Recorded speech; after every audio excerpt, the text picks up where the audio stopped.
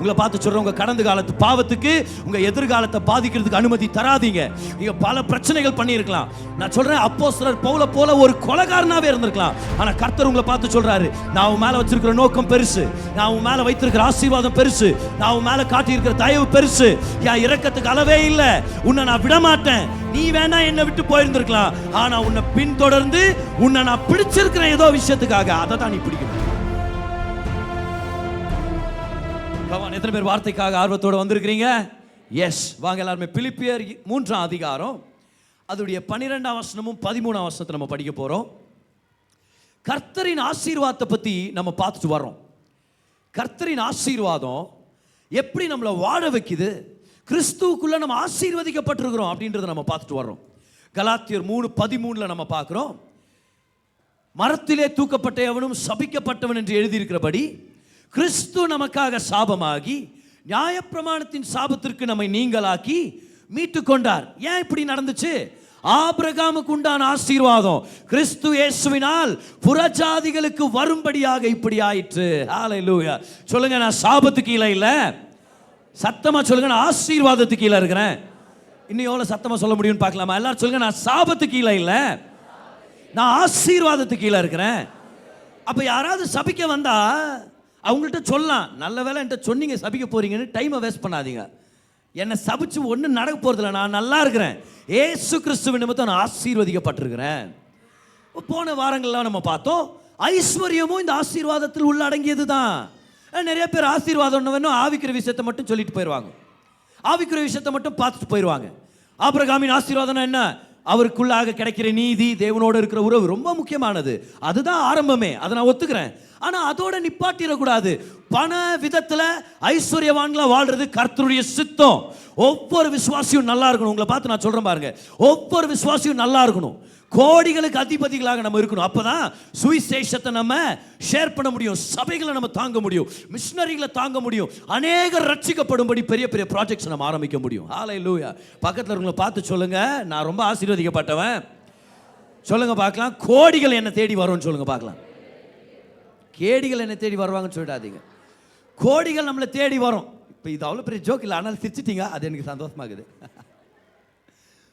கர்த்தருடைய சித்தம் அதுதான். ஐஸ்வர்யம்ன்றது நமக்கு வர வேண்டியது, நமக்காக கர்த்தர் ஏற்படுத்தி வைத்திருக்கிறது. ஆனாலும் நிறைய பேர் இந்த ஆசீர்வாதத்தை அனுபவிக்காம ஏன் போயிட்டாங்கன்னா இன்னைக்கு பார்க்க போறோம். ஒரே காரணம் தான், அப்போஸ்தலர் பவுல் பண்ணதை அவங்க பண்ணாம போயிட்டாங்க.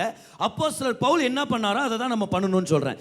ஆசீர்வாதம் உங்க மேல வந்து பலிக்கணுமா, இந்த ஆசீர்வாதம் நிறைவாகணுமா நம்மளுடைய வாழ்க்கையில, ஆவிக்குரிய ஆசீர்வாதம், பூமிக்குரிய ஆசீர்வாதம் எல்லாத்தையும் சேர்த்து சொல்றேன் நான். ஆசீர்வாதம் வராததுக்கு காரணம் இன்னைக்கு நான் காமிக்கிற காரணம், அது வரப்போற காரணமும் இன்னைக்கு நம்ம பார்த்துட போறோம். வாங்க, பவுல் அப்படி என்ன செஞ்சாரு, நம்ம அதை தான் செய்யணும் இல்லையா? வாங்க, பிலிப்பியர் 3ஆம் அதிகாரம் 12-13 படிச்சிடலாமா? வாங்க, Philippians chapter 3 verse number 12 and 13. நான் அடைந்தாயிற்று அல்லது முற்றும் தேறினவனானேன் என்று எண்ணாமல், அவர் சொல்றாரு, நான் ஒன்றும் பர்ஃபெக்ட் இல்லை, நான் வந்து சேர்ந்துட்டேன், சாதிச்சு முடிச்சுட்டேன்டா அப்படின்னு நான் சொல்ல மாட்டேன் அப்படின்றார் பவுல். அப்போ நம்மளும் சொல்லக்கூடாது, அவரே சொல்லனா நம்ம சொல்ல முடியாது இல்லையா? அவர் சொல்றாரு, இன்னும் நான் தேறினவன் நான் சொல்ல மாட்டேன், கிறிஸ்து இயேசுவினால் நான் எதற்காக பிடிக்கப்பட்டேனோ. அருமையான வசனம் பாருங்க. நம்ம என்னத்தை போய் பிடிக்கிறது, முதல்ல அவர் நம்மளை பிடிச்சாரு. ஹல்லேலூயா. நான் எதற்காக பிடிக்க போறேன்னா, அவர் என்ன எதுக்காக பிடிச்சிருக்கிறாரோ அதை நான் பிடிக்க போறேன்றார் பவுல். சொல்றாரு, நான் எதற்காக பிடிக்கப்பட்டேனோ அதை நான் பிடித்துக் கொள்ளும்படி ஆசையாய் தொடருகிறேன். I am on the way என்றார். இன்னும் நான் வந்து சேரல, ஆனா எனக்குன்னு கடவுள் என்னத்தை வச்சுக்கிறாரோ அதை தேடி நான் போற முன்னாடி அப்படின்றார். 13ஆம் வசனம் பாருங்க, மிக முக்கியமான வசனம். சகோதரரே, அதை பிடித்துக் கொண்டேன் என்று நான் எண்ணுகிறதில்லை. திரும்பியும் ஞாபகப்படுத்துறாரு, நான் வந்து என்னை வந்து சேர்ந்துட்டேன் நான் சொல்ல மாட்டேன்றாரு. அப்புறம் சொல்றாரு, ஒன்று செய்கிறேன், அண்டர்லைன் பண்ணிக்கங்க, அதை தான் நம்மளும் செய்யணுமா இருக்கு. this one thing that you do, ஒன்று செய்கிறேன், பின்னானவைகளை மறந்து முன்னானவைகளை நாடுகிறேன். பின்னானவைகளை மறந்து முன்னானவைகளை நாடுகிறேன். கை உயர்த்துங்க எல்லாரும் சொல்லுங்க, நான் பின்னானவைகளை மறந்து முன்னானவைகளை நாடுவேன். இங்கிலீஷ்ல சொல்லுங்க, I forget what's behind and I move towards what God has for me. சொல்லி முடிச்சிட்டீங்க, வெரி குட். ஏன்னா இங்கிலீஷ்ல கொஞ்சம் பெருசாயிடுச்சு. பின்னானவைகளை மறந்து முன்னானவைகளை நாடினா போடுமா இருக்குது. இதுதான் கர்த்தருடைய திட்டம் பாருங்க. நல்ல வேளை பவுல் இப்படி செஞ்சார். இதை செய்யாததுனால தான் நிறைய பேர் ஆசீர்வாதத்தை அனுபவிக்கலன்னு சொல்றேன் நான்.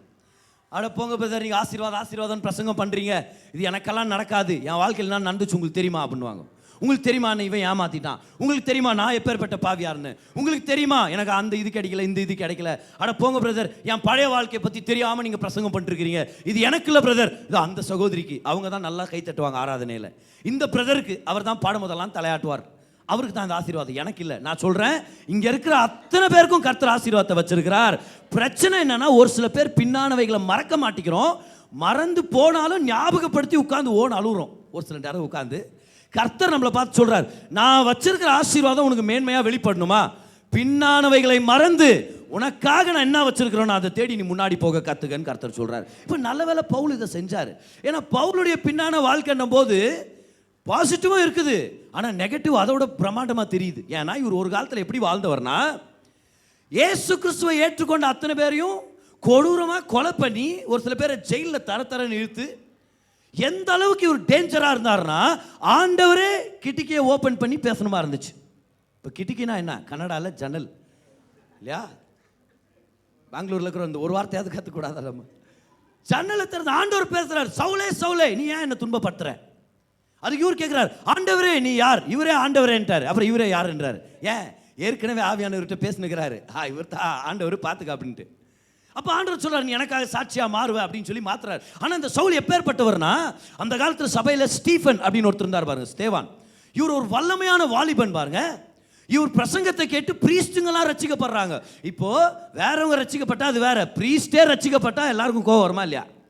அப்போ இவர் கோவம் வந்துச்சு சவுலுக்கு. என்னடா நியாயப்பிரமாணத்தை பிரசங்கிக்கிற நான் இதெல்லாம் பார்த்து சும்மா இருக்க முடியாது, கொண்டு போடலாம் அவனை அப்படின்ட்டு இவர் ஒரு அதிகாரி மாரி, இவர் சூப்பர்வைசர் மாரி. இவர் எல்லாரும் அவங்க கோட்டெல்லாம் கலட்டி இவர் பாதத்தில் வச்சுட்டு, இவர் தான் கல் கொடுக்குற, அந்த கல் எடுப்பா அந்த கல் எடுப்பான்ற மாரி சூப்பர்வைசராக இருந்து சேவான கல்லால் அடித்து சாவடிங்கன்னு சொல்லி இவர் தான் சாவுக்கே பொறுப்பு எடுத்துக்கிட்டார். இவர் யாரை பற்றி கவலைப்படாத, சவுலின் பேரை சொல்லி எல்லாம் சாலாயிடும் அப்படின்றார். இவர் இப்பேற்பட்ட பொறுப்பெடுத்து ஒரு கொலைகாரனாக இருந்தார் பாருங்க. நல்ல வேலை பவுல் இதை சொன்னார். திரும்பி வாங்க, நல்ல வேலை அவர் சொன்னார் 13ஆம் வசனத்தில், பின்னானவைகளை மறந்து முன்னானவைகளை நாடி போற. அப்படி போலனா ஒரு அப்போஸ்தலனை நான் பார்த்துருக்க முடியாது. இமேஜின் பண்ணுங்க, பவுல் சர்ச்சுக்கு வரான்னு வச்சுங்க, ரசிக்கப்பட்டு சர்ச்சுக்கு வர்றாங்க, அஷர்ஸ் வாலண்டியர்ஸ் எல்லாம் இருக்கிறாங்க நம்ம சர்ச் மாதிரி. இமேஜின் பண்ணுங்களேன், ஒரு சகோதரி வெளியே நிற்கிறாங்க, பவுல் உள்ள வர்றாரு, நான் முதல் சவுல், இப்போ நான் பவுல், இப்போ ரசிக்கப்பட்டேன், இப்போ நான் கொலைகாரன் இல்லை, நான் தேவனுடைய பிள்ளை அப்படின்னு உள்ள வராரு. Praise the Lord brother, praise the Lord sister, praise the Lord brother, நீங்க வாங்க, நீங்க பவுல் தானே? ஆமாங்க, நீங்க தான் எங்க அண்ணனை கொன்னீங்களா? நான் தான் ஸ்டீவனோட தங்கச்சி. எப்படி இருக்கும் இருக்கு? ஐயோ, இப்போ உள்ள வர்றதா போறதா வெளியே? இப்போ உள்ள வர்றாரு வச்சுங்களேன். எல்லாரும் கைகளை உயர்த்தி ஆராதிங்க. மீனா மாதிரி ஒருத்தர் அருமையாக வர்ஷிப் லீட் பண்ணுறாங்க. எல்லாரும் கைகளை உயர்த்துங்க. பவுல் கையை தூக்க போகிற நேரத்தில், வானாண்டவரே தகுதியற்றவன், இந்த கையால் தான் கல்லை வாரி கொடுத்தா நான், அவனை மண்டமலை போடுங்கன்ட்டு, நான்லாம் தகுதியற்றவன், எனக்கெல்லாம் ஒன்றும் வேண்டாம். இமேஜின் பண்ணுங்க பார்க்கலாம். பக்கத்தில் இருக்கிறவங்கள பார்த்து ஸ்மைல் பண்ணுங்க. ஸ்மைல் பண்ணால் ஒரு ஆண்டி உட்காந்துக்கிறாங்க. பிரைசலாடுமா, பிரைசலாட் தம்பி நீ தான் சவுலா? ஆமாங்க ஆண்டி நான் தான், என் மகனை கொண்டது நீ தானாப்பா? ஐயோ ஆண்டி சாரி ஆண்டி, தெரியாமல் பண்ணிட்டேன் ஆண்டி. எப்படி தான் ஒரு சபையில் உட்கார்ந்துன்னு இருக்க முடியும்? இவர் எந்திரிச்சு ஓடணுமா இருந்திருக்கும் வெளியே. நல்ல வேலை பவுல் சொன்னாரு. எல்லாரும் சொல்லுங்க பார்க்கலாம், ஒன்று செய்கிறேன். அப்பப்போ இதை செய்கிறாராம் பாரு, அப்பப்போ ஞாபகம் வரும்போதெல்லாம் செய்கிறாராம். பின்னானவைகளை மறந்து முன்னானவைகளை நாடி. பவுல் ஒன்று பெற்றுக்கொண்டார் பாருங்க, நான் என்னத்தை செஞ்சேன், எனக்காக கிறிஸ்து செஞ்சார் பாருங்க, அது எல்லாத்த விட மேலானது. நான் செஞ்சதை விட அவர் என் வாழ்க்கையில் செஞ்சது பெருசு, அதனால நான் முன்னாடி போறேன். நான் என் பின்னான வாழ்க்கைக்கு அடிமை இல்லை. பக்கத்தில் இருங்க பார்த்து சொல்லுங்க, நான் அடிமை இல்லை. ஹல்லேலூயா. இன்னொருத்தரை பார்த்து சொல்லுங்க, நீங்களும் அடிமை இல்லைன்னு சொல்லுங்க பார்க்கலாம். அவங்க கோச்சுக்க போறாங்க. அப்புறமா இந்த சிஸ்டர் எப்பவுமே லெஃப்ட்ல திரும்புறாங்க, ரைட்ல திரும்ப மாட்டேங்கிறாங்கன்ட்டு. பின்னானவைகளை மறந்து இதை செய்யாததுனால தான் நிறைய பேர் ஆசீர்வாதங்களை அனுபவிக்கலன்னு சொல்றேன் நான். ஏன்னா அந்த பின் வாழ்க்கை ஞாபகம் வந்துட்டே இருக்குது அவங்களுக்கு. பல சம்பவங்கள், நான் ஒன்றுனா ஒரு 5 விஷயங்கள் எடுத்து காமிக்க போறேன் இன்னைக்கு. பல சம்பவங்களும் ஞாபகம் வருது. ஐயோ, இதனால நான் ஆசீர்வதிக்கப்பட மாட்டேன், இதனால இந்த பசங்க எனக்கு இல்லை அப்படின்னு நிறைய பேர் நினைச்சிடறாங்க. ஆனால் மறக்கிறது எவ்வளோ முக்கியமான விஷயம் தெரியுமா வாழ்க்கையில்? கர்த்தர் அந்த கிஃப்டை பிலீவர்ஸ்க்கு ஏற்படுத்தி இருக்கிறார். தீமைகளை மறக்கும்படி, வாலிபத்தின் வெட்கத்தை மறக்கும்படி, பழைய காலத்து பாவ வாழ்க்கை மறக்கும்படி கர்த்தர் ஒரு அருமையான ஏற்பாடை நமக்கு ஏற்படுத்தி வைத்திருக்கிறார். நம்ம மறக்க கற்றுக்கணுமா இருக்குது, தீமைகளை மறக்க கற்றுக்கணுமா இருக்குது, பின்னானவைகளை மறக்க கற்றுக்கணுமா இருக்குது. ஆனால் அதுதான் ஒரு சில டைம் கஷ்டமாக போகுது. ஒருத்தர் ரோட்டில் போட்டு பயங்கர அடி, ஒருத்தனை போட்டு விளாசனா உருட்டி பரட்டி எடுத்துட்டான். அவனை டேய் நில்றா, என்னடா அப்படி சண்டை போடுற, ஏன்னா அவனை போட்டு அப்படி அடிக்கிற, சும்மா இருங்க சார், உங்களுக்கு ஒன்றும் தெரியாது. சரி என்ன பண்ணான்னு சொல்லு. சார் ஒரு 6 மாதத்துக்கு முன்னாடி அவனை தேவாங்கன்னு திட்டான் சார். 6 மாதத்துக்கு முன்னாடி தானே திட்டினா, இன்னைக்கு ஏன் போட்டு அடிக்கிற, நேற்று தானே பார்த்தேன் தேவாங்க எப்படி இருக்குதுன்ட்டு அப்படின்னா அவன். அதே தான் நேச்சுரல் ஜாகிரபிக்கு ஏதோ பார்த்து ஐயோ என்னடா இப்படி திட்டானே, நம்ம ஞாபகம் வந்து போட்டு அடிக்கலான்னு அவனை அப்படி. திருமண வாழ்க்கையில் இப்போ தவறுகளை நம்ம மறக்கணுமா இருக்குது, மன்னிக்கணுமா இருக்குது. நான் சொல்ல வாலிப பிள்ளைகளுக்கு நம்ம கவுன்சிலிங் தரும்போது சொல்கிறோம், மன்னிப்பு கேட்கறதுக்கும் மன்னிப்பு கொடுக்கறதுக்கும் நீ ரெடியா இல்லைனா நீ கல்யாணத்துக்கு ரெடியே இல்லை. நீ சத்திரம் புக் பண்ணியிருக்கலாம், சூட்டு கூட தைச்சிட்டுக்கலாம். ஆனால் மன்னிப்பு கேட்கறதுக்கும் மன்னிப்பு கொடுக்கறதுக்கு ரெடியா இல்லைனா நீ கல்யாண வாழ்க்கைக்கு ரெடியே இல்லைன்றோம் நம்ம. ஏன்னா திருமண வாழ்க்கையில் பல விஷயங்கள் நடக்கும் பாருங்க. மன்னிச்சு மறந்து முன்னாடி போக கற்றுக்கணும். எவ்வளோ முக்கியமானது, அதை மறக்க கற்றுக்கணும்னு சொல்கிறேன் நான். எவ்வளோ முக்கியமானது அதை. சில நேரத்தில் லேடிஸ் வந்து நிறைய விஷயங்கள் ஞாபகம் வச்சுக்கிற திறமையோடு இருக்கிறவர்கள், அவங்கள நான் குற்றம் சொல்ல முடியாது. அதனால தான் தம்பிமார்கள்ட்ட சொல்கிறேன், நீ கல்யாணத்துக்கு ரெடியா? ரெடி. சரி ரெடியா, நான் பார்க்குறேன். நீ பண்ணாத தப்புக்கு நான் திட்டுவேன், ஏன் பிரதர், ஆனாலும் நீ சாரி சொல்லணும். அப்படி சொன்னா நீ ரெடின்றேன் நான். ஏன்னா ரெடியாக இருக்கணுமா இருக்குது பாரு. ஏன்னா அவங்களுக்கு நிறைய ஞாபகம் இருக்குது, ஸ்திரீகளுக்கு நிறைய. அவங்களுக்கு வெறும் ஒரு இயற்கையான கர்ப்பப்பை மட்டும் இல்லை, மன ரீதியான ஒரு கர்ப்பப்பையும் அவங்களுக்கு இருக்குது. பல விஷயங்கள் ஞாபகம் வச்சுருப்பாங்க அவங்க. ஒரு ஆச்சரியம் பாருங்கள், வீட்டில் கிளிப்பு எல்லாம் மறந்துடுவாங்க, ஹேர் பேண்டு மறந்துடுவாங்க, வாரெல்லாம் அங்கங்கே விழுந்து கிடக்கும். ஞாயிற்றுக்கிழமை காணாமல் போய்ட்டு பார்த்தீங்களா, அதை அந்த கிளிப்பு பார்த்தீங்களா, இப்படி இருக்கும் கிளிப் பார்த்தீங்களான்னு. இல்லை அந்த டிக்டாக் பார்த்தீங்களான்னு. டிக்டாக் எங்கே பார்க்குறது நம்ம. இது கிளிப்பை பார்த்தியா, என் ஃபோன் எங்கே இருக்குது பாருங்கள், எனக்கு ஒரு ரிங் பண்ணுங்கள். கரெக்டாக இல்லை கேடு, உங்கள் வீட்டில் நடந்தது இல்லை அது. எனக்கு ஃபோன் ரிங் பண்ணுங்கள், ஃபோன் எங்கே வச்சேன்னு தெரில. இதெல்லாம் மறந்துடுவாங்க. ஆனால் சண்டை வரும்போது சொல்லுவாங்க பாரு, 10 வருஷத்துக்கு முன்னாடி நீங்கள் என்ன பண்ணீங்க, ஏமா நீ கிளிப்பு போனெல்லாம் மறக்கிறீ, எதுவும் மறக்க மாட்டியா. கணவர் தலையை பிச்சுக்கிறாரு, என்ன பிரதர் என்னன்னு மறந்துடுறாங்க, இதை மறக்க மாட்டேங்கிறாங்க. பக்கத்தில் ஒரு பார்த்து சொல்லுங்க பார்க்கலாம். பின்னானவைகளை மறந்து முன்னானவைகளை நாடுங்க.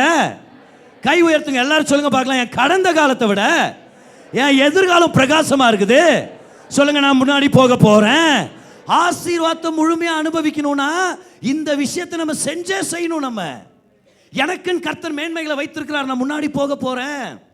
5 விஷயம் நான் சொல்றேன் பாருங்க. இந்த 5 விஷயத்தினால ஜனங்க பாதிக்கப்படுறாங்க. முதலாவது, கடந்த காலத்து பாவங்கள். நோட் பண்ணிக்கங்க. அதை பாவங்களை நோட் பண்ணாதீங்க, உங்களுக்கு பேஜ் பத்தாது.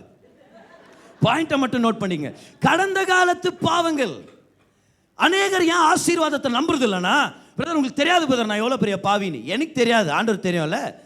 அவர் பாவத்தை கழுவிட்டார், அப்புறம் என்ன பிரச்சனை? பிரதர் நான் எவ்வளோ பெரிய அக்கிரமத்தை பண்ணிட்டேன், அவர் ரத்தத்தோட பெருசாக பண்ணிட்டீங்களா என்ன? ஆண்டவரே மன்னிச்சிட்டாரு, ஆனால் அவங்க மன்னிப்பை ஏற்றுக்கிறது இல்லை. ஆண்டவரோட பெரியவர் மாதிரி நம்ம பிஹேவ் பண்ணக்கூடாது.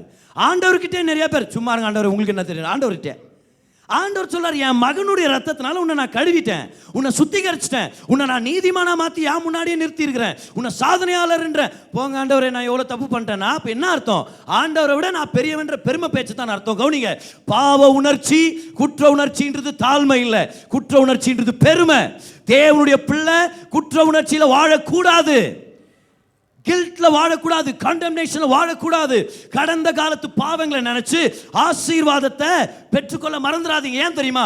ஏன்னா அந்த ஆபிரகாமுக்கு உண்டான ஆசீர்வாதம்ன்றது நம்ம கிரியைகளால உண்டாகிறது இல்ல, கிருபையினால விசுவாசத்தினால உண்டாகுது. ரோமர் 4 அதிகாரம் 6 வசனத்தை படிங்க. Roman chapter 4 and verse number 6 பாருங்க. ஆதலால் சுதந்திரமானது கிருபையினால் இருக்கும்படிக்கு அது விசுவாசத்தினாலே வருகிறது. எவ்வளவு தெளிவா இருக்குது பாருங்க. கிருபையினால விசுவாசத்தினாலன்றார். அப்புறம் சொல்றாரு, நியாயப்பிரமாணத்தை சார்ந்தவர்களாகிய சந்ததியாருக்கு மாத்திரமல்ல, நம்ம எல்லாருக்கும் தகப்பனாகிய ஆபிரகாமுடைய விசுவாசத்தை சார்ந்தவர்களான எல்லா சந்ததியாருக்கும் இந்த வாக்குத்தத்தம், அந்த வாக்குத்தத்தம் நிச்சயமாயிருக்கும்படிக்கு அப்படி வருகிறது. எல்லாரும் சொல்லுங்க, கிருபையினால விசுவாசத்தை கொண்டு. கிரியைகளால இல்ல, நம்ம என்னவோ பல நீதியின் காரியங்களை செஞ்சதுனால ஆசீர்வாதம் இல்லை, அவர் நம்மை நீதிமானாய் மாத்தினதுனால தான் நமக்கு ஆசீர்வாதம். ஹல்லேலூயா. உங்களை பார்த்து சொல்றேன், உங்க கடந்த காலத்து பாவத்துக்கு உங்க எதிர்காலத்தை பாதிக்கிறதுக்கு அனுமதி தராதீங்க. நீங்க பல பிரச்சனைகள் பண்ணியிருக்கலாம். நான் சொல்றேன், அப்போஸ்தலர் பவுல போல ஒரு கொலைகாரனாவே இருந்திருக்கலாம். ஆனா கர்த்தர் உங்களை பார்த்து சொல்றாரு, நான் உன் மேல வச்சிருக்கிற நோக்கம் பெருசு, நான் உன் மேல வைத்திருக்கிற ஆசீர்வாதம் பெருசு, நான் உன் மேல காட்டியிருக்கிற தயவு பெருசு, என் இரக்கத்துக்கு அளவே இல்லை, உன்னை நான் விட மாட்டேன். நீ வேணா என்னை விட்டு போயிருந்திருக்கலாம், ஆனா உன்னை பின்தொடர்ந்து உன்னை நான் பிடிச்சிருக்கிற ஏதோ விஷயத்துக்காக அதை தான் நீ பிடிக்கணும். கடந்த காலத்தை பிடிக்காத. I have called you to grab something else. Reach out and grab something else. what I have called you for. நான் உனக்காக மேன்மைகளை வைத்திருக்கிறேன். கடந்த கால பாவங்களுக்கு இனி நம்மளுடைய சமாதானத்தையும் விசுவாசத்தையும் திருடுறதுக்கு அனுமதி இல்ல, இயேசுவின் நாமத்தில். ஹalleluya.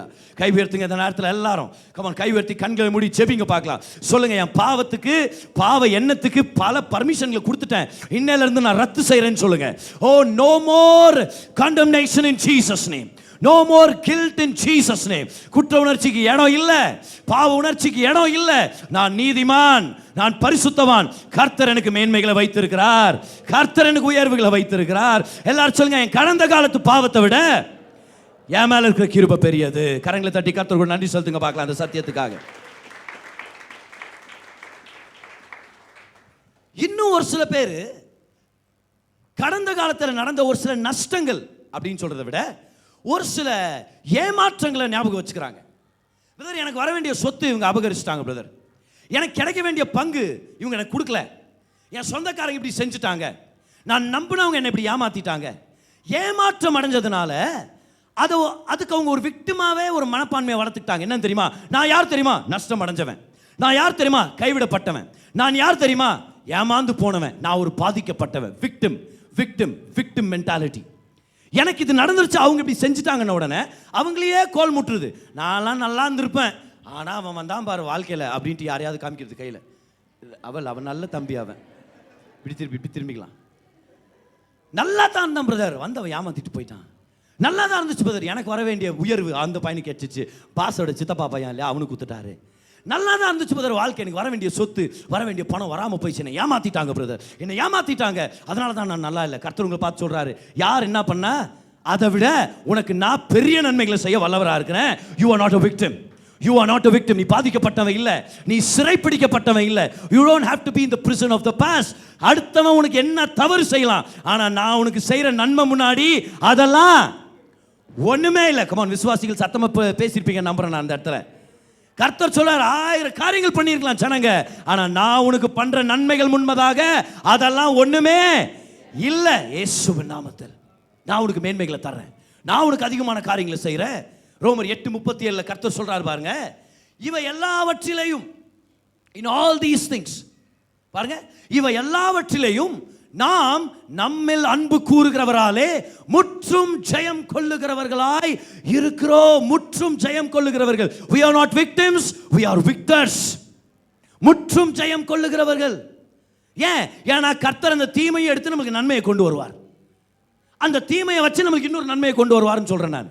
அதனால தான் ரோமர் 8:28 நம்ம எல்லாம் மனப்பாடம் பண்ணிக்கணும். இல்லை அந்த சத்தியத்தையாவது நம்ம ஞாபகம் வச்சுக்கணும். பாருங்க, ரோமர் 8:28 அப்போஸ்தலர் பவுல் எழுதுறது கவனிங்க. அவர் சொல்றார், அன்றியும் அவருடைய தீர்மானத்தின்படி அழைக்கப்பட்டவர்களாய், நம்பர் 1.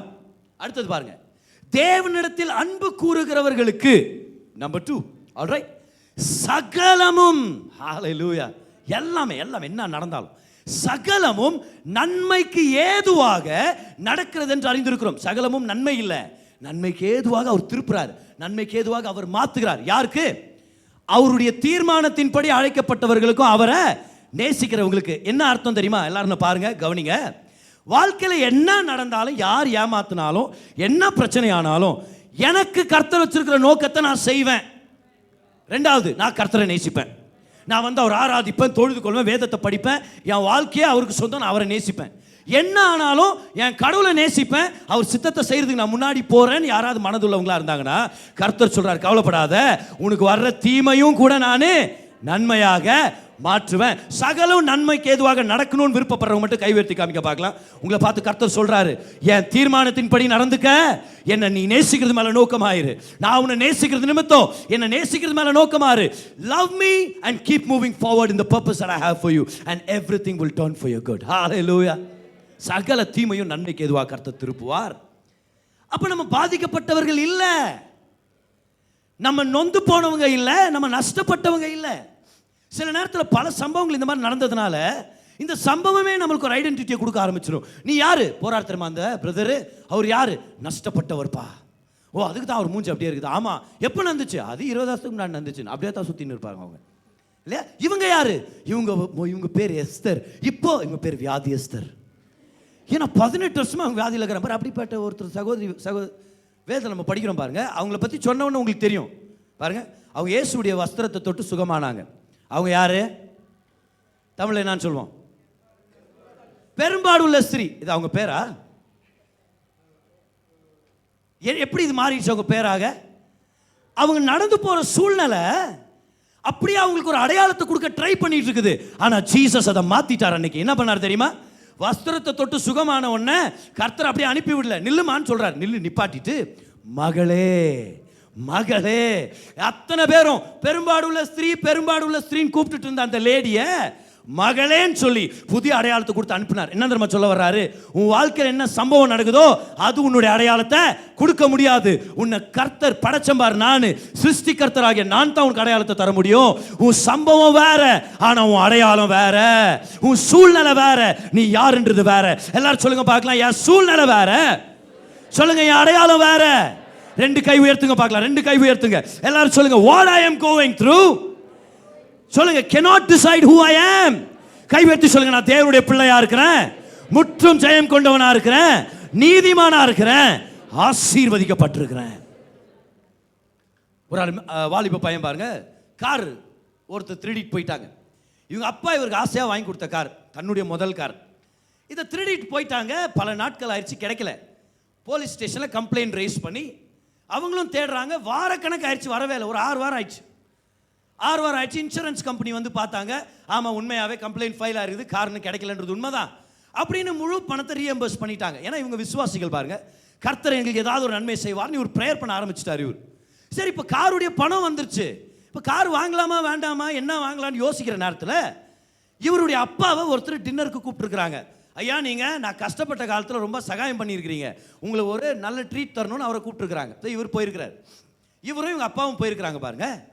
அந்த டின்னரில் எல்லாம் சாப்பிட்டெல்லாம் முடிச்ச பிறகு அவர் சொல்லி, உங்களுக்கு ஒரு சர்ப்ரைஸ் கொடுக்குறேன் வாங்க வெளியேன்னு பார்த்தா ஒரு அருமையான ரொம்ப எக்ஸ்பென்சிவான ஹை எண்ட் கார் ஒன்று.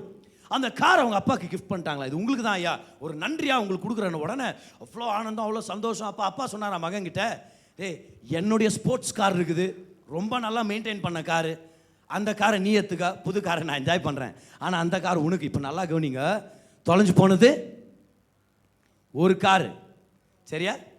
அந்த கார் மேலே இஎம்ஐ வேற கட்டின்னு இருக்கிறார் அவர். இப்போ அந்த கார் தொலைஞ்சு போன உடனே இஎம்ஐ இனி கட்ட தேவையில்லை, இன்சூரன்ஸ் கவர் பண்ணிச்சு. இப்போ பணமும் வந்துருச்சு. இப்போ கார் வாங்குறதுக்கு இன்சூரன்ஸ் கம்பெனி பணத்தை கொடுத்துருச்சு, கார் வாங்குறதுக்கு பணமும் கையில் வந்துருச்சு. இப்போ புது கார் ஒன்று கடவுள் கொடுத்துட்டாரு. அவங்க அப்பாவுடைய சூப்பரான ஸ்போர்ட்ஸ் கார் இப்போ இவருக்கு சொந்தமாயிடுச்சு. இப்போ நீங்கள் சொல்லுங்க, இவர் மனசில் என்ன வரும்? அந்த திருடன் கண்ணில் கிடைச்சா அவனுக்கு ஏதாவது வாங்கி கொடுக்கணும். ஏன்னா இவ்வளோ நன்மைகள் நடக்கிற மாதிரி என் கர்த்தர் அதை மாத்திட்டாரு. நீ திருடலாம், ஆனா என் கர்த்தர் என்ன நன்மைகளால நிரப்புற தேவனா இருக்கிறார். நம்புறவங்க நன்றி செலுத்துங்க ஆண்டவருக்கு. உங்களுக்கு நடக்கும்னு சொல்றேன் நானு. ஹல்லேலூயா. Come on. இப்ப காரை வெளியே வந்து விட்டுட்டு யாராவது எடுத்துன்னு போங்கன்னு சொல்லிட்டு இருக்காதீங்க. எல்லா தீமையும் கர்த்தர் நன்மையா மாத்துவார்னு சொல்றேன் நான். எல்லாவற்றையும் மாற்றுவார். அப்போ 2வது கேஸ் இருக்குது பாருங்க. அட போங்க பிரதர், இந்த ஆசீர்வாத பிரசங்கம்லாம் எனக்கு இல்லை, எனக்கு நடந்த நஷ்டம் உங்களுக்கு தெரியுமா, என்ன ஜனங்க ஏமாத்துனது பற்றி உங்களுக்கு தெரியுமா, 25 லட்சம் ஏமாத்திட்டாங்க பிரதர், கர்த்தர் உங்களுக்கு 250 கோடி கொடுக்க வல்லவராக இருக்கிறார், இல்லை என்ன பெரிய பிரச்சனை, மன்னிச்சு விடுங்கன்னு சொல்கிற பாருங்க. நியாயமா போய் கேஸ் போட்டு ஃபைல் பண்ணி நீங்கள் ஞானமாக பெற்றுக்கொள்ள முடிஞ்சா கண்டிப்பாக செய்யுங்க, அதை விட்டுருங்க, நான் சொல்ல வரல நான். ஆனால் எல்லாவற்றையும் ட்ரை பண்ணியே நம்ம எல்லாத்தையும் மீறி ஏமாற்றிட்டாங்கன்னா கவலைப்படாதீங்க, கர்த்தர் சரி கட்ட வல்லவராக இருக்கிறார், உங்களை தலை குனிய விட மாட்டார்னு சொல்கிறேன், தலை நிமிர்ந்து வாழ வைப்பார் இயேசுவின் நாமத்தில். 3வது ஒரு கும்பல் இருக்கிறாங்க பாருங்க. அவங்க யார் தெரியுமா? பிரதர், இந்த ஆசீர்வாதத்தெல்லாம் நான் நம்புறதில்லை பிரதர். நம்புறதில்லைன்னு சொல்கிறத விட அதெல்லாம் நடக்காது பிரதர். ஏன்னா நான் பிஸ்னஸில் 10 தடவை ஃபெயில் ஆகிட்டேன், 10 வேலைக்கு ஜாயின் பண்ணியிருக்கிறேன், எதுவும் எனக்கு செட் ஆகலை, நான் கெரியரில் ஃபெயில் ஆகிட்டேன். நிறைய பேர் இந்த மனப்பான்மையில் இருக்கிறாங்க பாருங்க. நான் கெரியரில் ஃபெயில் ஆகிட்டேன் பிரதர், ஒரு பிஸ்னஸ் அடுத்து இன்னொரு பிஸ்னஸ், எத்தனை ஃபெயிலியர் தான் பார்க்குறது பிரதர். நான் கை வச்சாலே அது வழங்குறது இல்லை பிரதர். இப்போ என்னத்துக்கு வந்தீங்க? இன்னொன்று ஆரம்பிக்கலான்னு பிரதர், நாளைக்கு எனக்கு ப்ரேயர் பண்ண பிரதர்னு. நான் உனக்கு ப்ரேயர் பண்ணக்கூடாது பிரதர், உங்கள் மனசை சுத்திகரிக்கணுமா இருக்குது, இப்போ உங்கள் அடையாளத்தை நான் காமிக்கணுமா இருக்குது, வேதத்திலிருந்து உங்களை பார்த்து சொல்லணுமா இருக்குது. சங்கீதம் 1, முதல் சங்கீதத்தை டிஸ்பிளே பண்ணுங்க பார்க்கலாம். சங்கீதம் 1 அதில் வசனத்தில் நம்ம படிக்கிறோம். ஆனால் நீதிமான் எப்படி இருப்பானா பாருங்க, 2வது வசனத்திலிருந்து, நீர்க்கால்கள் ஓரமாய் நடப்பட்ட மரத்தை போல இருப்பான். இதெல்லாம் மனசுல நம்ம கொண்டு வரணும் பாருங்க. ஆனால் கர்த்தருடைய வேதத்தில் பிரியமா இருந்து அப்படின்னா அர்த்தம், ஆண்டவரே மனுஷன் 1000 சொல்லட்டும், உங்க வார்த்தை தேடி வர்ற நீங்க சொல்லுங்க நான் யாருன்னு, நீங்க சொல்லுங்க என் வாழ்க்கை எப்படி இருக்கும்னு சொல்லி அவரை பார்க்க என்ன நடக்கும் தெரியுமா? கர்த்தரின் வேதத்தில் பிரியமாயிருந்து இரவும் பகலும் அவருடைய வேதத்தில் தியானமா இருக்கிற மனுஷன், சொல்லுங்க சத்தமா, யார் அது? நம்ம அத்தனை பேர் தான் பாக்கியவான். அவன் நீர்க்கால்கள் ஓரமாய் நடப்பட்டு தன் காலத்தில் தன் கனியை தந்து இலையுதிராது இருக்கிற மரத்தை போல் இருப்பான். அவன் செய்வதெல்லாம், கை உயர்த்துங்க எல்லாரும் சொல்லுங்க பார்க்கலாம், நான் செய்வதெல்லாம் வாய்க்கும். சொல்லுங்க, நான் பாக்கியவான், அதனால நான் செய்வதெல்லாம் வாய்க்கும். சொல்லுங்க, நான் ஆசீர்வதிக்கப்பட்டவன், நான் செய்வதெல்லாம் வாய்க்கும். இந்த மனப்பான்மை உள்ள வரட்டும். இதை மனதில் எடுத்துக்கங்க, வாயில பேசுங்க. மனதில் எடுத்துக்கங்க, வாயில பேசுங்க. இப்போ போய் பிசினஸ் ஆரம்பிங்கன்னு சொல்றேன் நான். மனது மாற்றப்படாம புது பிசினஸ் ஆரம்பிச்சு என்ன யூஸ் இருக்குது? வீடை மாத்திரலாம், ஆனா அதே பழைய மனுஷன் அந்த வீடு அதே மாதிரி ஆயிடும். வண்டியை மாத்திரலாம், அதே பழைய மனுஷன் அந்த வண்டியும் போய் எங்கேயாவது போய் இடிச்சுட்டு நிற்கிறான். வேலையை மாத்திரலாம், அதே பழைய மனுஷன் அந்த வேலையும் ஒன்றும் இல்லாமல் போயிருப்பார். மனது மாறல, புது பிசினஸ் என்ன யூஸ்? வார்த்தைக்கு வர்றோம், மனதை மாத்திக்கிறோம். மனதில் ஒரு புதுப்பித்தல், மனதில் தான் யார் என்ற வெளிப்பாடு, தேவன் எப்படிப்பட்டவர் என்ற வெளிப்பாடு, அதை பெற்றுக்கொண்டு அதை அறிக்கை செஞ்சு போய் செய்யும் போது கர்த்தர் அது ஏற்ற பலனை வாழ்க்கையில் கொண்டு வர சுத்தமுள்ளவராக இருக்கிறார். செய்வதெல்லாம் வாய்க்குன்ற நிலைமைக்கு நம்ம வருவோம். ஆமென். அப்ப கடந்த காலத்து பாவங்கள் நினைக்காதீங்க, அதை பத்தி மறந்துருங்கன்னு சொல்றேன் நான். ரெண்டாவது, ஜனங்க செஞ்ச ஏமாற்று காரியங்கள், வஞ்சனைகள், தீமைகள், அதையும் எடுத்து போட்டுருங்க, வேண்டாம், எனக்கு தேவையில்லை. அதை விட என் கர்த்தர் எனக்கு நன்மை செய்ய வல்லவராக இருக்கார். மூணாவது, பிரதர் இந்த வேலையும் செட் ஆக மாட்டேங்குது, எந்த கெரியரும் செட் ஆக மாட்டேங்குது, எந்த பிஸ்னஸ்லையும் நான் ஒரு முன்னேற்றத்தை பார்க்க முடியல. வார்த்தை பெற்றுக்கொண்டு மனதை சுத்திகரிச்சுட்டு ஆசீர்வாதம் உங்க மேலே இருக்குது அறிக்கை செய்யுங்க. ஆசீர்வாதத்தை அனுபவிக்க ஆரம்பிங்க. முதலாவது நீங்க உணர ஆரம்பிங்க. ஆசீர்வாதத்தை பேசி அதை நீங்க செயல்படுத்தும் போது அந்த மேன்மைகள் உங்க வாழ்க்கையில நிச்சயமா நிறைவேறும் சொல்லிட்டு இருக்கிறேன். ஹல்லேலூயா. கம் ஆன், எல்லாரும் திரும்பி வாங்க. எல்லாரும் சொல்லுங்க, பின்னானவைகளை மறந்து முன்னானவைகளை நாடுகிறேன். ஹல்லேலூயா. இதுதான் பாருங்க ஒரு வெற்றிகரமான விசுவாசியின் ரகசியம். Everybody here has a past, but everybody here has a future. ஒவ்வொரு மனுஷருக்கும் இங்க ஒரு கடந்த வாழ்க்கைன்னு ஒன்று இருக்குது, கடந்த கால கதைன்னு ஒன்று இருக்குது. ஒவ்வொருத்தருக்கும் ஏதோ ஒரு வேதனையின் சம்பவம் இருக்குது, ஒரு தீமை இருக்குது, ஏதோ ஒரு பாவம் ஒளிஞ்சிருக்குது. ஆனால் கர்த்தர் நம்மளை பார்த்து சொல்றாரு, நீ யாரா இருந்தாலும் எப்பேற்பட்டவனா இருந்தாலும் உன்னை ரட்சித்து காப்பாற்றி ரத்தத்தால் குளிப்பாட்டி உன்னை யார் சாட்சியாக நிப்பாட்டி இந்த உலகத்துக்கே நான் யாருன்றது காமிக்கிறதுக்கான கருவிதான் நீ. கர்த்தர் உங்களை பார்த்து சொல்லிட்டு இருக்கிறார், I can elevate you, I can promote you அப்படின்னு தான் கர்த்தர் நம்மளை பார்த்து பேசிட்டு இருக்கிறார். ஹல்லேலூயா. நாலாவது, ஒரு குரூப் ஆஃப் பீப்புள் இருக்கிறோம் பாருங்க. இன்னைக்கு கூட இந்த இடத்துல பல பேர் இந்த மாதிரி வந்திருக்க வாய்ப்பு இருக்குது. என்ன தெரியுமா பிரதர், இந்த ஆசீர்வாதம்லாம் எனக்கு நடந்தால் நல்லா இருக்கும், ஆனால் உங்களுக்கு என்னை பற்றி தெரியல பிரதர், நான் காயப்பட்டவன். ஏன்னா என்னை ஜனங்க துஷ்பிரயோகம் பண்ணியிருக்கிறாங்க, என்னை துஷ்பிரயோகம் பண்ணியிருக்கிறாங்க. I've been abused, sexually abused. ஒரு சில பேர் ஸ்ட்ராங்கா verbally abused, இன்னும் ஒரு சில பேர் பாருங்க பிசிக்கலி அபியூஸ்ட். என்னை போட்டு நிறைய பேர் என்னை போட்டு அடிச்சிருக்காங்க பிரதர், உடம்பெல்லாம் காயம், மனதெல்லாம் காயம். பிரதர் செக்ஷுவலா நான் அபியூஸ் ஆயிருக்கிறேன். சிறு வயதுல இருந்து இந்த அபியூஸை நான் அனுபவிச்சிருக்கிறேன். நான் மனதளவில் அபியூஸ் அனுபவிச்சிருக்கிறேன். நான் ஒரு டிஸ்ஃபங்க்ஷனல் ஃபேமிலியில, ஒரு சீர்கெட்ட ஒரு குடும்பத்தில் நான் வளர்ந்ததுனால இந்த மாதிரி காயங்களை நான் சுமந்துக்கிட்டே திரியிறன்ற நிலையில நீங்க வந்திருக்கலாம். உங்களை பார்த்து கர்த்தர் சொல்றாரு, உன்னுடைய காயங்களை விட என்னுடைய காயங்களுடைய வல்லமை அதிகம். உன் காயங்கள் நீ யாருன்னு நிர்ணயிக்கிறது இல்ல, என் காயங்கள் தான் நீ யாருன்றதை நிர்ணயிச்சிட்டு இருக்குது. Your identity is not from your wounds, your identity is from my wounds. By my stripes you are healed. பார், இந்த துஷ்பிரயோகம் பண்ணப்பட்ட நிலையில் இருக்கிறவங்க மனதளவில் ஒரு ஜெயிலில் இருக்கிற மாதிரி இருக்கும். ஏன்னா அவங்கள பற்றி அவங்களுக்கு ஒரு தாழ்வு மனப்பான்மையும் ஒரு இன்ஃபீரியாரிட்டியை, ஒரு அன்வாதினஸை பிசாசானவன் கொண்டு வந்துடுவான். பாவத்துடைய எஃபெக்ட் என்ன தெரியுமா? It makes you feel dirty. அப்போ ஜனங்க துஷ்பிரயோகம் பண்ணும்போது ஒரு சிறு பிள்ளைக்கு என்ன தோணும் தெரியுமா? I am dirty, I'm not fit to live, maybe I am not a princess, maybe I am just to be used. நான் வெறும் ஒரு பொருள் மாதிரி தெரியுது, என்னை யூஸ் பண்ணி தூக்கி எறிகிற மாதிரி தெரியுது. இந்த மனப்பான்மை என்ன பண்ணிரும்னா, வளர வளர வளர தன்னை பற்றியே ஒரு குறைவான மனப்பான்மையிலேயே வளர்ந்து திருமணத்தை என்ஜாய் பண்ண மாட்டாங்க, கணவரை தொட விட மாட்டாங்க. அது அது அது கணவருடைய வாழ்க்கையில் நடந்திருந்தா செக்ஷுவல் வாழ்க்கையில் அவருக்கு ஒரு ஈடுபாடு இருக்காது. தாம்பத்திய உறவை அவங்க ஒரு அங்கீகரிக்கிற ஒரு நிலையில் இருக்க மாட்டாங்க. என்ன தெரியுமா? என்னவோ தெரியல, ஆனால் என்னால் அவரோட நெருக்கமாக இருக்க முடியல பிரதர், என்னவோ நெருக்கு பிரதர், என்னவோ ஒரு பிரச்சனை, அது என்னன்னு புரியல. I'm telling you my friend, if you were abused in the past, there is healing available. ஆரோக்கியம் உங்களுக்கு அவைலபிளா இருக்குது. கர்த்தருடைய சிலுவையில உங்களுக்கு சுகம் அவைலபிளா இருக்குது. அவர்கிட்ட வந்து அந்த காயங்களை ஓபன் அப் பண்ணீங்கன்னா கர்த்தர் சொல்றாரு, என் ரத்தத்தால உன்னை கழுவி என்னுடைய திராட்சரசம் என்னுடைய எண்ணெயால பரிசுத்த ஆவியின் சந்தோஷத்தினால உன் காயங்களை கட்டி உன்னை புது சிருஷ்டியா மாத்தி உன்னை உலகத்துக்கே வெளிச்சமா மாத்த நானு வல்லவரா இருக்கிறேன். இந்த உலகத்துல தவறான ஜனங்க இருக்கிறாங்க, இந்த உலகத்துல தீமையான பிசாசானவன் இருக்கிறான். அவங்க 1000 பேர் 1000 செய்யலாம். அந்த காயங்களெல்லாம் கட்டி உன்னை ஒரு சாட்சியா மாத்துறதுக்கு நான் சித்தம் உள்ளவரா இருக்கிறேன்னு சொல்லி கர்த்தர் சொல்லிட்டு இருக்கிறார். Come on, கை வர்த்துங்க, சொல்லுங்க, I am not a victim ன்னு சொல்லுங்க பார்க்கலாம். சொல்லுங்க, நான் பாதிக்கப்பட்டவன் இல்ல, நான் சாதிக்க பிறந்தவன். சத்தமா சொல்லுங்க, நான் பாதிக்கப்பட்டவன் இல்ல, நான் சாதிக்க பிறந்தவனா இருக்கிறேன். என் கர்த்தர் எனக்கு நன்மைகளை ஏற்படுத்துவார். 2 கொரிந்தியர் 5:17 பாருங்க என்ன நடக்குதுன்னு சொல்லி. 2 Corinthians 5:17 கர்த்தர் சொல்றாரு, என்ன தேடி நீ வர்றல, அநேக காயங்களோட வர்ற நீ துஷ்பிரயோகம் பண்ணப்பட்டு வர்ற. கர்த்தர் சொல்றார், என்கிட்ட நீ வந்துட்டானா உனக்கு என்ன நடக்கும் தெரியுமா? இப்படி இருக்க ஒருவன் கிறிஸ்துவுக்குள் இருந்தால் புது சிருஷ்டியா இருக்கிறான். புது சிருஷ்டியா இருக்கிறான். New creation. Come on, new creation. கர்த்தர் உங்க வாழ்க்கையில வந்தாருன்னா உங்க ஃபர்னிச்சரை மாத்திட்டு போக மாட்டாரு. நீ போடுற சட்டையில தான் பிரச்சனை, சட்டையோட கலர் மாத்துன்னு போயிட மாட்டாரு. உன்னுடைய கதவு வந்து இப்படி கிழக்கா இருந்துச்சுன்னா அப்படியே மேற்கேல இருந்து அப்படியே சுக்கிரனும் சனி இப்படி உள்ள வந்து அப்படி வெளியே போ. அப்படியே ஆண்டவர் ஃபர்னிச்சரை மாற்ற வரல, ஆண்டவர் உங்க வாஸ்துவை மாற்ற வரலன்னு சொல்றேன் நான். கர்த்தர் உங்களையே மாற்ற வந்திருக்கிறார், புது சிருஷ்டி. அப்புறம் என்னது? எல்லாம் சேர்ந்து படிங்க. பழையவைகள் ஒழிந்து போயின, எல்லாம் என்ற வார்த்தையை எல்லாரும் சொல்லுங்க. இன்னும் கேட்கல, சத்தமா சொல்லுங்க. எல்லாம் புதிதாயின. கை உயர்த்தி சொல்லுங்க, பழையவைகள் ஒழிந்து போயின, எல்லாம் புதிதாயின. அப்படின்னா என் கர்த்தர் என்ன முழுசா சுகமாக்கிட்டார். 1000 தீமைகளை அனுபவிச்சவனா இருக்கலாம் நான், என் கர்த்தர் சிலுவையில் செய்த ஒரு நன்மை என் வாழ்க்கையவே மாத்தி அமைச்சிருச்சுன்னு சொல்ல வர்றேன் நான். நம்ம இன்னும் பாதிக்கப்பட்டவங்க இல்லை.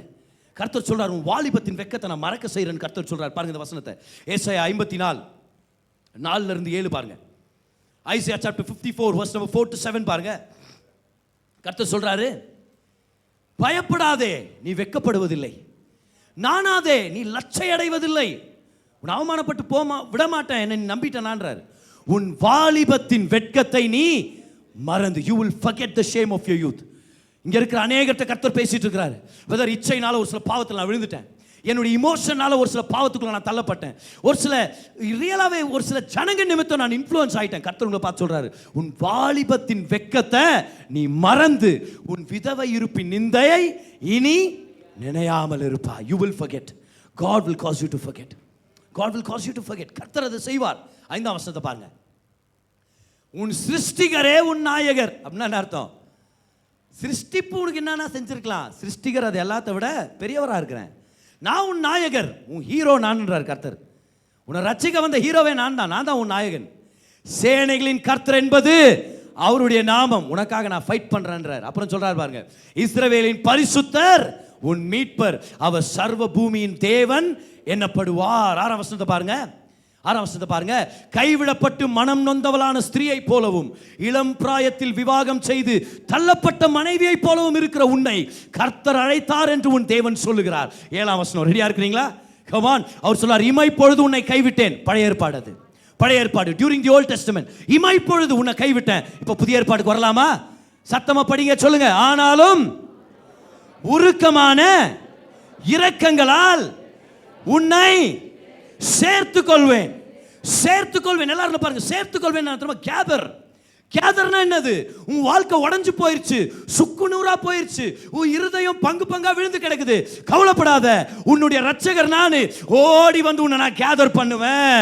உன் broken pieces கேதர் பண்ணுவேன், உடைஞ்சு போன சூழ்நிலையை கேதர் பண்ணுவேன், ஒட்டுமொத்தமா சேர்த்து புது சிருஷ்டியா மாத்தி உலகத்துக்கே வெளிச்சமா உன்னை நானு மாத்தி அமைக்க போறேன். Hallelujah.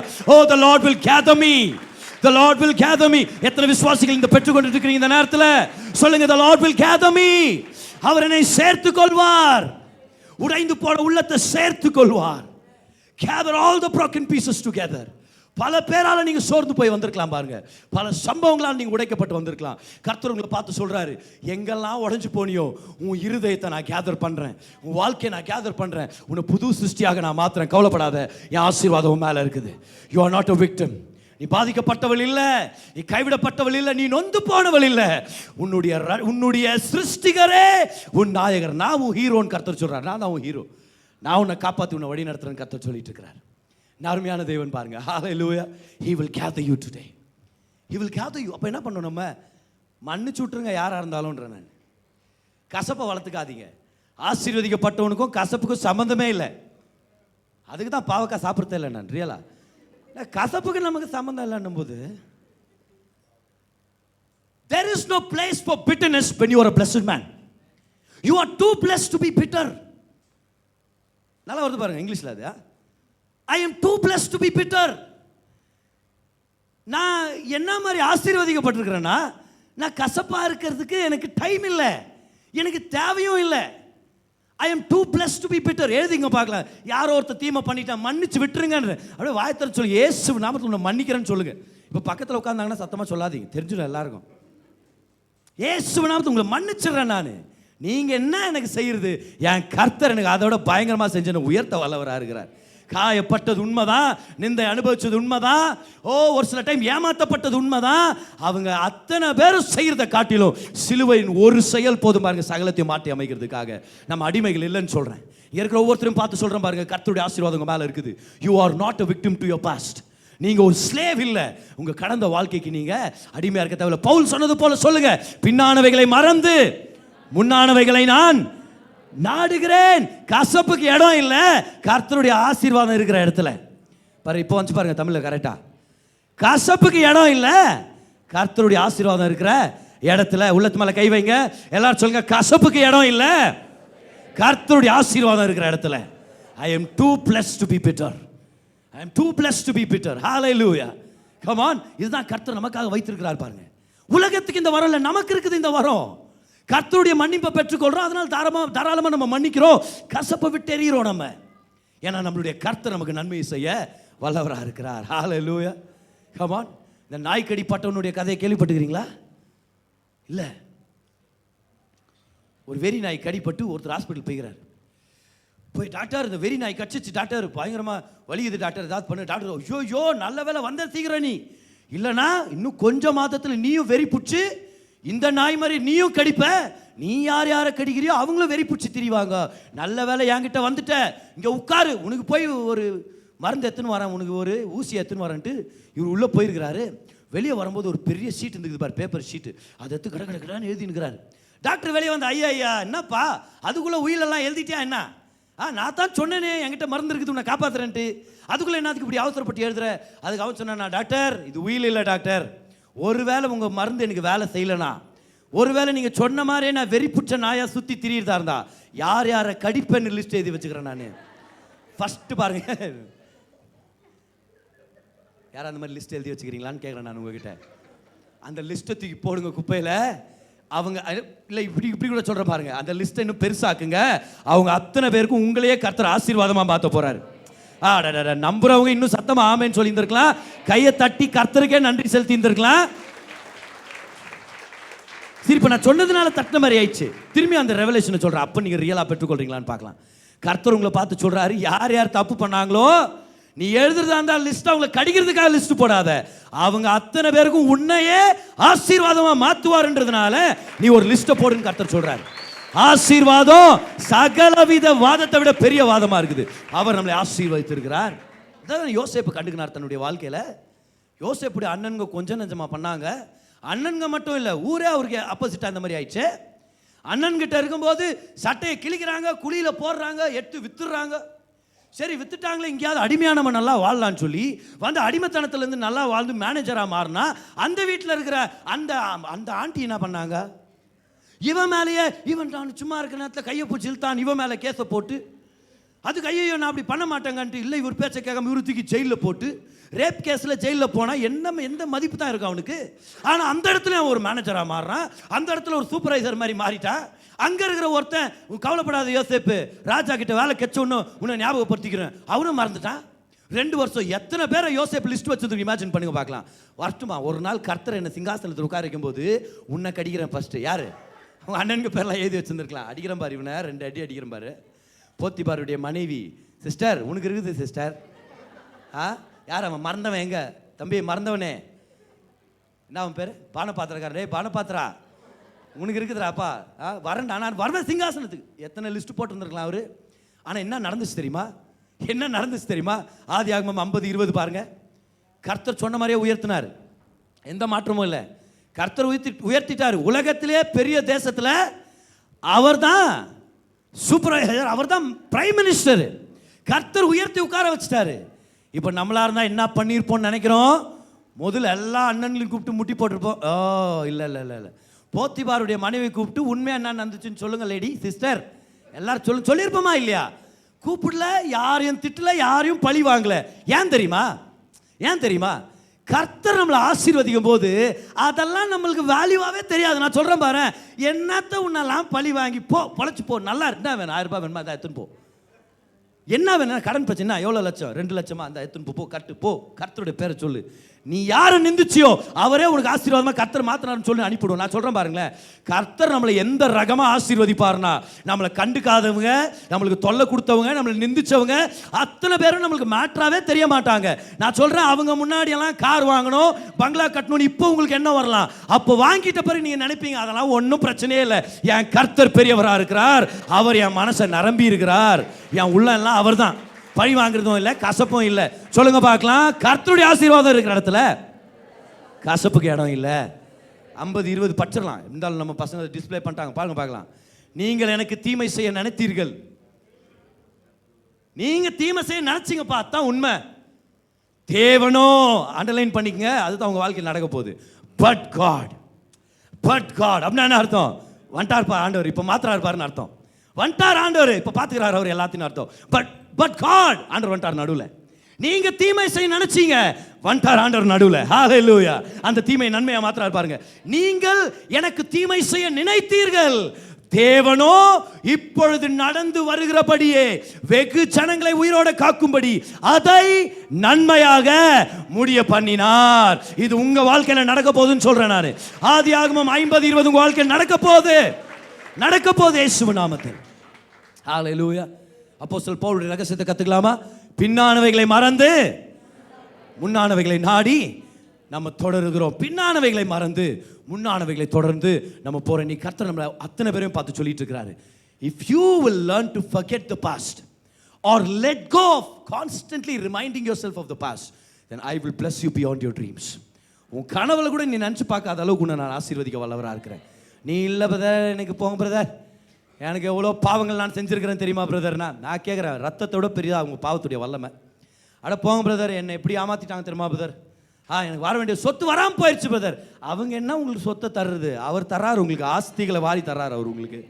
அட போங்க பிரதர், என்ன பிஸ்னஸாக இருந்தாலும் நஷ்டம் அடைஞ்சு போகிறேன்.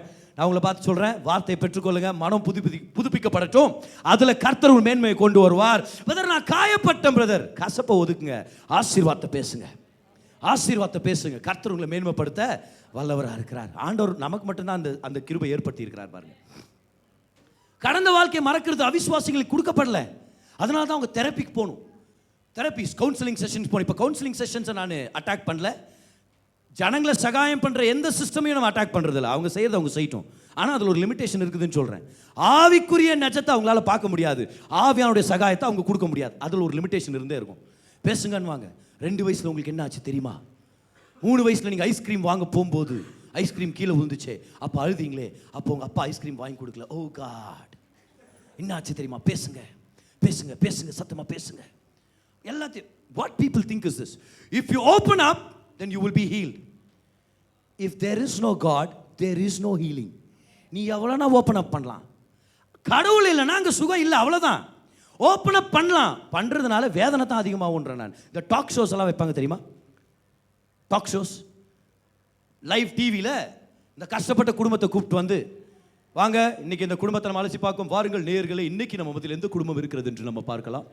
இந்த குடும்பத்தின் வேதனைகள் நம்ம அலசி பார்த்து இதை பப்ளிக் ஆக்கி அவமானப்படுத்தி பேசுங்க. சொல்லுங்க, உங்க கணவர் என்ன பண்ணாரு? என் கணவர் இப்படி பண்றாரு மேடம், சரி மேடம் இப்படி பண்றாங்க மேடம், இவங்க பண்றாங்க மேடம், சார் இப்படி பண்றாங்க சார், அப்படியா? கவலைப்படாதீங்க, நாங்க இருக்கிறோம், இங்க டீம் இருக்கிறோம். பேசுங்க, கால் போடுங்க இப்பவே. அந்த இவர் சுதாகருக்கு ஃபோன் பண்ணுங்க. சுதாகர் என்ன பண்றான்னு கேளுங்க. என்ன பண்றாங்க, ஏன் வந்தான் வீட்டுக்கு அன்னைக்கு நைட்டு, ஏன் கேளுங்க, கால் பண்ணுங்க. இந்த பிரச்சனையை டீல் பண்ண வேண்டிய விதம் வேற. உட்காந்து அதில் 1,00,000 பேர் பார்த்து கமெண்ட் பண்ணின்னு இருக்குது. கேளுங்க மேடம், கமெண்ட் மேடம், இங்கே எதுவும் கவலைப்படாதீங்க அப்படின்ட்டு. இதில் எங்கே இருக்குது தீர்வு? இருக்கிற பிரச்சனையை திரும்பி தோண்டி எடுத்தா நாத்தம் தான் அடிக்குமே தவிர ஆரோக்கியம் இல்லவே இல்லை. இப்போ ஒரு ஜபக்கூட்டம் நடத்தியிருக்கிறாங்க, ஒரு விமென்ஸ் மீட்டிங், அதை பற்றி கேள்விப்பட்டேன் பாருங்கள். ஒரு 10-12 லேடிஸ் தான் வந்திருக்கிறாங்க. எப்படி நடத்துறதுன்னு தெரியல ஜபம், அதை இவங்க ஆரம்பிச்சிருக்கிறாங்க. இந்த அம்மா சரி தலைமை நடத்துகிற இந்த அம்மா இவங்க சொல்லிக்கிறாங்க ஆரம்பிங்க. சரி சிஸ்டர், உங்கள் கல்யாண வாழ்க்கை எப்படி சொல்லுங்கள் சிஸ்டர், எப்படி எல்லாரும் முன்னாடி. உங்கள் கணவர் எப்படி? எங்கள் கணவர் என்னங்க நல்லவர் நினச்சாங்க, இப்படி பண்ணிட்டாருங்க. சரி சிஸ்டர், உங்களுக்காக ஜெபிக்கணும். அடுத்த சிஸ்டர், உங்கள் கணவரை பற்றி சொல்லுங்கள். ஒருத்தரை பற்றியும் கேட்டு பாவம் எல்லாரும் நெகட்டிவாக இப்போ சொல்லி ஆகணும். இவங்களை விட இவங்க நிறையா சொல்கிற காம்படிஷனில் இறங்கி எல்லாரும் ஓப்பனை பண்ணி ஃபைனலாக அந்த 12வது லேடி என்ன பண்ணாங்க, அவங்க உண்மையை சொல்லியிருக்கிறாங்க. பாருங்கள், என் கணவர் ரொம்ப பொறுப்பானவர், என்னை ரொம்ப நேசிக்கிறாரு, நான் நல்லா பார்த்துக்கிறாரு.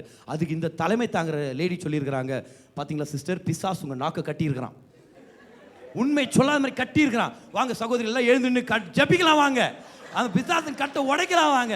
ஒருத்தரை பற்றியும் நல்லதாக சொல்லிடக்கூடாது, நெகட்டிவாக சொல்கிற வரைக்கும் வாரி அவா இன்னும் சொல்லுங்க ஓ மை காட் சொல்லுங்க சிஸ்டர் நல்லா வாங்கிட்டு. இதுதான் உலகத்துடைய சிஸ்டம். ஜபக்கூட்டம் நடத்தினா என்ன பண்ணணும்? கர்த்தரை நோக்கி பார்க்கணும், வார்த்தையை படிக்கணும், தேவன் எவ்வளோ நல்லவர்னு பார்த்து தீர்வை கொண்டு வரணும். பணத்தை திரும்பி தோண்டி எடுத்து வாசனை நல்லா இருக்குதான்னு கேட்டால் யாருக்கு நல்லா இருக்கும்? இதுதான் உலகத்துடைய சிஸ்டம். நம்மளுடைய சிஸ்டம் அப்படி இல்லை. நம்மளுடைய சிஸ்டம் என்ன தெரியுமா? சிஸ்டம்னு சொல்றதுல பாருங்க, நான் இது ஆண்டவருடைய மார்க்கம், இது ஜீவ மார்க்கம். சொல்றோம் இயேசு கிறிஸ்துவிட்ட வாங்க, உங்க பாவத்தை அவர்கிட்ட ஓப்பன் அப் பண்ணுங்க. உங்களுடைய கெட்ட பழக்கங்கள் ஒரு சில பேர் உங்களுக்கு சகாயம் பண்ணலாம், பாஸ்டர்ஸ், சிஸ்டர்ஸ், பிரதர்ஸ், எப்படி வெளியே வர்றதுன்னு. ஆனா முதன்மையா நம்மளுடைய கனெக்ஷன் அவரோட தான், மனுஷர்களோட இல்ல. அவரோட பேசி மனதை ஓப்பன் அப் பண்ணுங்க.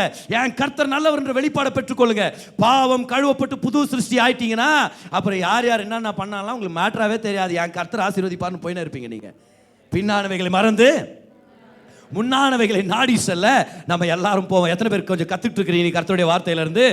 எல்லாரும் அப்போஸ்தலர் பவுல போல சொல்லுங்க, கை உயர்த்தி சொல்லுங்க பார்க்கலாம். பின்னானவைகளை மறந்து சொல்லுங்க, நான் முன்னானவைகளை நாடுகிறேன், ஏன்னா என் கர்த்தர் எனக்கு மேன்மைகளை வைத்திருக்கிறார். 2 கை உயர்த்துங்க இந்த நேரத்தில், 2 கை உயர்த்தி சொல்லுங்க பார்க்கலாம். ஆசீர்வாதம் என் மேல இருக்குது, ஆசீர்வாதம் என் மேல இருக்குது. நீங்க சத்தமா சொல்ல சொல்ல அது நிஜமாவே மாறுது பாருங்க.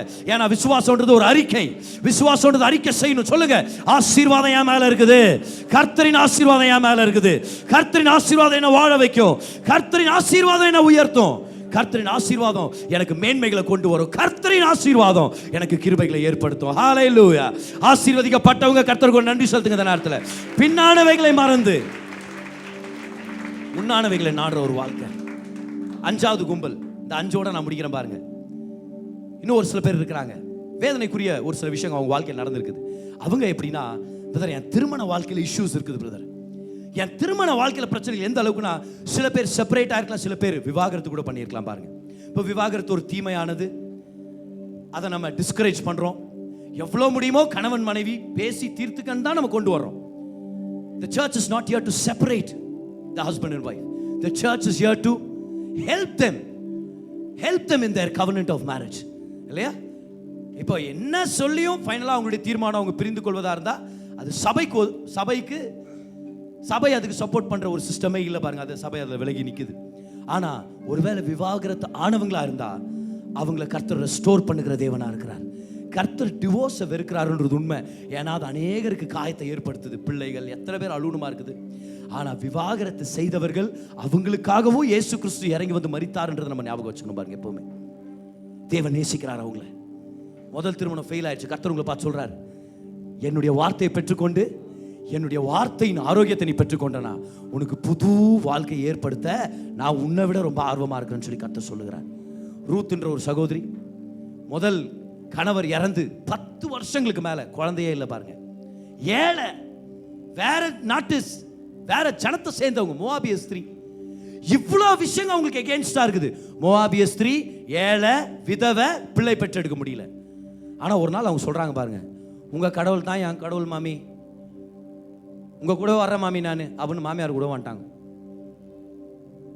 அந்த ஊருக்குள்ள வந்து சொல்றாங்க மாமியாரை பார்த்து, யாரு கண்களை கர்த்தருக்கு தயவு தருவாரோ, தயவு. ஓ, இந்த அம்மா என்ன தெரியுமா சொல்றாங்க, அப்படியே பார்த்தா என் வாழ்க்கை நாசமா போயிடும், ஆனா தயவுன்னு பார்த்தா எனக்கு ஒரு நம்பிக்கை இருக்குது, தேவ தயவு வேலை செய்யும். என்ன ஆச்சு? 4 சாப்டர் தான் முடியறதுக்கு முன்னாடி கர்த்தர் அவங்க சாப்டரே மாத்திட்டா இருப்பார். அந்த ஊர்லயே மிகப்பெரிய பணக்காரனுடைய மனைவி அவங்க தான், இயேசு கிறிஸ்துடைய கொல்லுப்பாட்டி அவங்க தான், ரூத். ஆண்டவரால் மாற்ற முடியாதுன்றீங்க. பிரதர், என் திருமண வாழ்க்கையில் இப்படி ஆயிடுச்சு பிரதர், அதனால் எனக்கு எதுவுமே நல்லது நடக்காதுன்னு நான் நினைக்கிறேன். உங்களை பார்த்து கர்த்தர் சொல்கிறாரு, உனக்கும் பக்கத்தில் இருக்கிறவங்களுக்கும் பெரிய வித்தியாசம் நான் பார்க்கவே இல்லை. அவங்கள கழுவுறதும் அதே ரத்தம், உன்னை கழுவுனதும் அதே என் குமாரனின் ரத்தம் தான். அவங்க மேலே இருக்கிற அதே ஆபிரகாமின் ஆசீர்வாதம் உன் மேலேயும் தங்கி இருக்குது. என் ஆசீர்வாதம் வேலை செய்யும் உனக்காக, என் ஆசீர்வாதம் உனக்கு வேலை செய்யும். திருமணத்தில் ஃபெயில் ஆன ஒரு சகோதரிகிட்ட ஜீசஸ் பேசினாரு. ஒரு திருமணம் இல்லை, 5 திருமணம் ஃபெயில் ஆயிடுச்சு. சமாரியான்ற பட்டணத்தில் ஒரு போய் கிணறாண்டு உட்காந்துக்கிறாரு. இந்த அம்மா வர்றாங்க பாருங்க, மத்தியானம் 12 மணிக்கு தண்ணி பிடிக்க வர்றாங்க. ஏன்? அப்போ தான் யாரும் இருக்க மாட்டாங்க. வேறு நேரத்தில் வந்தால் இந்த அம்மாவை திட்டி தொலைச்சி அனுப்பி விட்டுருது, போ நீ எல்லாம் வராது இந்த பக்கம் அப்படின்னு. 12 மணிக்கு போனால் தான் நிம்மதியாக தண்ணி பிடிக்கலான்னு சொல்லி வெயிலில் வருது பாரு அந்த அம்மா. ஏசு அங்கே உட்காந்துக்கிறாரு. எனக்கு தெரியும் நீ எப்போ வருவேன்ட்டு. அங்கே உட்காந்துக்கிறாரு. நீ வா, உன்கிட்ட பேசணும். நான் வந்த உடனே அந்த அம்மாக்கிட்ட பேசுகிறாரு. பேசிட்டு பார்த்தா அந்த அம்மா 6ஆவது ஒருத்தங்கிட்ட கல்யாணம் பண்ணாமலே வாழ்ந்துனுக்குது. ஏன்? அட போங்க பிரதர், 5 கல்யாணம் என்னத்த நன்மையை கண்டேன், 5 கல்யாணமும் ஒர்க் அவுட் ஆகலை, அதனால தான் கல்யாணம் பண்ணாமலே சும்மா ரிசப்ஷன் செலவெல்லாம் சும்மா அதிகம், என்னத்துக்கு சாப்பாடுக்கு பாட்டு போட்டு அப்புறம் பிரிஞ்சு வாழ்றது பதிலுன்ட்டு இந்த அம்மா 6ஆவது அந்த மனுஷன் கூட கல்யாணம் பண்ணாமலே வாழ்ந்துனுக்குது பாருங்க. ஏசு அந்த அம்மாவை பார்த்து சி அப்படின்னு சொன்னார். ஏசு அந்த அம்மாவை பார்த்து, என்ன ஜன்மனி எல்லாம் ஒன்றும் கேட்கவில்லை பாரு பாரு பாரு, சிச்சிடாதீங்க அவசரப்பட்டு, நான் அவங்களால பல்லவத்தில் பார்க்கணுமா இருக்குது, அப்புறம் காலைல விழுவும் நான் அவங்கள்ட்ட. நீ அவங்கள பார்த்து சொன்ன வார்த்தை என்ன தெரியுமா? இந்த தண்ணியை குடிச்சனா உனக்கு தாகம் வருமா அப்படின்னா அர்த்தம், இந்த பூலோகத்தில் எதுவுமே நிறைவே தராது. 6 மனுஷர்களை தாண்டி 7ஆவதா நான் வந்திருக்கிறேன்ல, யுவர் 7th மேன். 7 நான் முழுமை நான் வந்துட்டேன்னு வச்சுக்கோங்க. வாழ்க்கையில் நீ என்ன தண்ணியை தேடி வருது, நீயே ஜீவ தண்ணீரால் நிரம்பி வழிஞ்சு பல பேருக்கு ஆசீர்வாதமாக மாறுவேன் அப்படின்னா அர்த்தம். தாகத்தை தீர்க்க வந்தவர் நான். பல விவாகரத்தை பார்த்தவ நீ, ஆனால் உன் தாகத்தை தீர்த்து உன்னை சாட்சியாக மாற்ற வேண்டியவர் நான் சொல்லி அந்த அம்மாவை ஆசீர்வதிச்சு அந்த ஊருக்கே ஆசீர்வாதமாக மாத்திரம். எவ்வளோ அருமையான தேவன் பாருங்க. ஆண்டவர் ஒரு டாக் ஷோ நடத்தினார் அந்த அம்மா கிட்ட உட்காந்து. வாங்க வாங்க சகோதரி, உங்களுக்காக தான் காத்திருந்தேன், வாங்க பேதுரு, camera on, lights on, camera on. Sister, நீங்கள் சொல்லுங்க, உங்கள் முதல் கல்யாணத்தில் என்ன நடந்தது? ஏன் அவர் உங்களை விட்டு போனார்? ஆண்டவர் ஒரு டாக் ஷோ நடத்தல வர அந்த இடத்துல தன்னையே கொடுத்தார். நான் உன்னை சுத்திகரிக்கிறேன், நான் உன்னை ஆசீர்வதிக்கிறேன், நான் உன்னை உயர்த்துறேன். என்ன நடந்துருச்சு அப்படி உங்கள் வாழ்க்கையில்? ஆண்டவரால் தொட முடியாத அளவுக்கு நாசமாக போயிட முடியுமா? நம்ம ஆண்டவரால் மாற்ற முடியாத அளவுக்கு நம்ம ஒரு மாறுபாடான ஜனங்களா? நம்ம சொல்லுங்க பார்க்கலாம். கர்த்தரால் சீர்படுத்த முடியாத அளவுக்கு நம்ம என்ன சீர்குலைஞ்சு போயிட்டோமா? அவரை விட பெரிய சொல்லுங்க பார்க்கலாம். அவர் பெரிய ரட்சகரா இல்லை நம்ம பிரச்சனை பெரிய பிரச்சனையா? அவர் தான் பெரிய ரட்சகர். ரெனால்ட் பாங்கே அருமையான போதகர் பிரசங்கம் பண்ணிட்டு பார்க்கிங் லாட் வரும்போது அங்கே ஒரு லேடி வந்துச்சான். ஐயா, உங்க பிரசங்கத்தை கேட்டேன், உங்களுக்கு என்ன பற்றி தெரில, இந்த ஏரியாலே மிகப்பெரிய பாவி நான் தான். அப்போ அவர் சொன்னாராம், உனக்கு என் இயேசு கிறிஸ்து பற்றி தெரில, இந்த உலகத்திலே பெரிய ரட்சகர் அவர் தான், உன் பாவம் ஒன்றும் இல்லை, இன்றைக்கே ரட்சிக்கப்பட்டுன்ட்டு. நான் அதை தான் உங்கள்கிட்ட சொல்கிறேன் பாருங்க. அவரால் மாற்ற முடியும், அவருடைய ஆசீர்வாதம் பெருசு. முடிந்தா கர்த்தர் உங்கள் திருமணத்தை இணைச்சு புது வாழ்க்கை ஏற்படுத்த வல்லவராக இருக்கிறார். விவாகரத்து ஆன பட்சத்தில் கர்த்தர் புதிய வாழ்க்கையை உங்களுக்கு துவக்கி ஏற்படுத்தவும் சித்தம் உள்ளவராக இருக்கிறார். அதுக்கு முன்னாடி மனதின் ஆரோக்கியத்தை பெற்றுக்கொள்ளுங்க. ஜனங்க எழுதிடலாம், இவன் உருப்பிட மாட்டான், இவன் முன்னேற மாட்டான். கர்த்தர் எழுதவே மாட்டார் அப்படி. கர்த்தர் எழுத மாட்டார் அப்படி. ஜான் அப்படின்ற ஒரு அருமையான தம்பி இருந்தார் பாருங்க, அமெரிக்காவில் 1960s வாலிப பிள்ளை, ஊழியத்தில் வாஞ்சையா கர்த்தருக்காக ஊழியம் செஞ்ச பிள்ளை. ஒரு பொண்ணை பார்த்து கல்யாணம் பண்ணிக்கிட்டார். அந்த கல்யாணம் சரியா ஒர்க் ஆகல. அந்த பொண்ணு இவர்கிட்ட பிரிஞ்சிருச்சு, விவாகரத்து ஆயிடுச்சு. அந்த காலத்தில் விவாகரத்துன்றது இன்னும் ஒரு சமுதாயத்துடைய ஒரு கொடூரமான பார்வை பார்ப்பாங்க பாரு அவங்க. இமீடியட்டாக அவரை சர்ச்சிலேருந்து விளக்குங்கன்னு ஜனங்க சொல்லி, எந்த சர்ச்சிலையும் அவரை சேர்க்காதீங்கன்னு சொல்லி சர்ச்சிலேருந்து ரிசைன் பண்ணிட்டார். ஊழியத்துக்கே அவன் ஃபிட் இல்லை அப்படின்னு ஜனங்க சொல்லிட்டாங்க. இவர் என்ன பண்ணார், சரி ஊழியத்துக்கு ஃபிட் இல்லை, நம்ம ஏதாவது வேலை செய்யலாம்னு சொல்லி இன்சூரன்ஸ் விற்க ஆரம்பித்தார். ஒரு நாள் இந்த சத்தியத்தை பெற்றுக்கொண்டார் பாருங்க, என் கர்த்தருடைய இறக்கம் பெருசு, என் கர்த்தர் புது ஆரம்பத்தை எனக்கு தருவார். நான் ஊழியம் செய்யக்கூடாதுன்னு ஜனங்க என்ன சொல்றது, நான் மனம் திரும்பிட்டேன், கிருபை நான் பெற்றுக்கொண்டேன், எனக்கு கர்த்தர் புதிய வாழ்க்கை வச்சிருக்கிறாருன்னு சொல்லி இவரே ஒரு சர்ச்சை ஆரம்பிச்சார், லேக்வுட் சர்ச் அப்படின்னு சொல்லி. இந்த பாஸ்டர் ஜான் ஓஸ்டின் என்றவர் 50 வருஷம் கர்த்தருக்காக ஊழியம் செஞ்சார். அது மட்டும் இல்லை பாருங்க, ரெண்டாவதாக ஒரு திருமணம் செய்து அவங்களுக்கு 5 பிள்ளைகள், 5 பிள்ளைங்களும் சாம்பியன்ஸ் தான். அவருடைய மகன் ஜோல் ஓஸ்டின் தான் இன்னைக்கு அமெரிக்காலே மிகப்பெரிய சபையை நடத்திட்டு இருக்கிறார், லேக்வுட் சர்ச் அப்படின்னு சொல்லி. எப்படி ஆரம்பிச்சிச்சுன்னு நினைக்கிறீங்க? எல்லாரும் ஒதுக்கிட்டாங்க, இவன் செல்லாது, இவன் ஊழியம் செல்லாதுன்னு. ஆனால் கர்த்தர் சொன்னது, யார் சொன்னது? நான் கையை வச்சேன்னா யாருமே அதை அசைக்க முடியாது.